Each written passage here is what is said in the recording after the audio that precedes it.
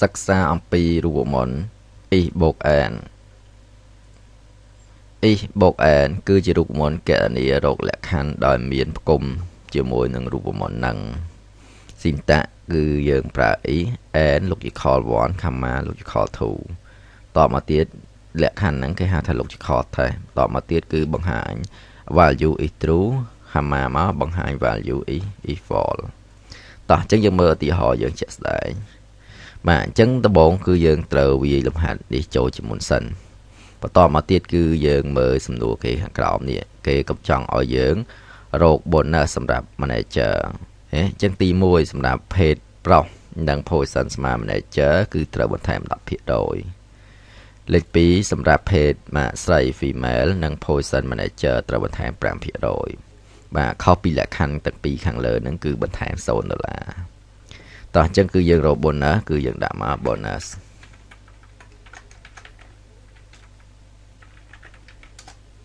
អញ្ចឹងយើងមើលលក្ខខណ្ឌយើងទី1ស្មើបាទ is បើវងកញ្ចក់ n បើវងកញ្ចក់បាទលក្ខខណ្ឌ page នេះស្មើនឹង m បាទ comma មួយមកហើយយើងស្រេចលើ position នេះស្មើនឹងបាទ manager បាត់វងកញ្ចក់វិញសិនបាន comma មកគឺយើងឲ្យសាររីរបស់គេគុណជាមួយនឹង 10% comma មកទៀតបាទបន្តមកទៀតគឺយើងវា is តទៀតបើវងកញ្ចក់ n បើវងកញ្ចក់ទៀត cell page នេះស្មើនឹង f comma មកហើយនឹង function នេះស្មើនឹង manager comma មកបាត់វងកញ្ចក់1បាទ comma មកតបមកទៀតគឺយើងយកសាររីនេះគុណជាមួយនឹង 5% បាទ comma មកបាទយើងវាបាទ0តែម្ដងរួច enter ទៀតបាទអញ្ចឹងនេះគឺចម្លើយយើងឃើញហើយគឺយើងអូសយកតែម្ដងតោះអញ្ចឹងយើងមើលហេតុអីបានយើងទៅសេរូបមន្តខាងលើនេះទៅវិញអញ្ចឹងគឺយើងស្រេចលើខាងលើនេះមករួចយើង copy រួចយើងបាទឧទាហរណ៍វា apostrophe ហើយ control v មកអញ្ចឹងយើងស្រេចលើនេះមកហើយដាក់ពណ៌ហមមកស្រួលមើលតោះអញ្ចឹងយើងចាប់ផ្ដើមមើលវិភាគរូបមន្តហ្នឹងអញ្ចឹងទី1គឺបាទ page ស្មើ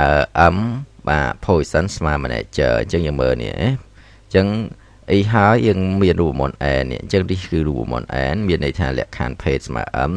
ហើយលក្ខខណ្ឌ position ស្មើ manager comma មួយមកគឺឲ្យយកប្រាក់ខែរបស់គេហ្នឹងគុណជាមួយនឹង 10% អញ្ចឹងអានេះគឺសម្រាប់ខាងលក្ខខណ្ឌទី1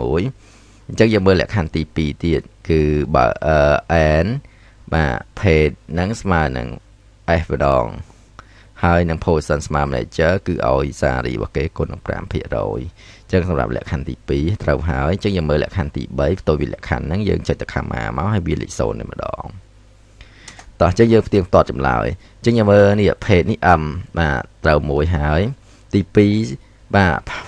function គេហ្នឹងគឺ position គេហ្នឹងស្មើនឹងបាទ manager អញ្ចឹងគឺលក្ខខណ្ឌហ្នឹងត្រូវបន្ថែម 10% អញ្ចឹងមានន័យថាស្មើនឹងបាទប្រាក់ខែគេ$50នេះគុណជាមួយនឹង 10% អញ្ចឹងឃើញ50គឺត្រឹមត្រូវហើយអញ្ចឹងមើលលក្ខខណ្ឌទី2នេះ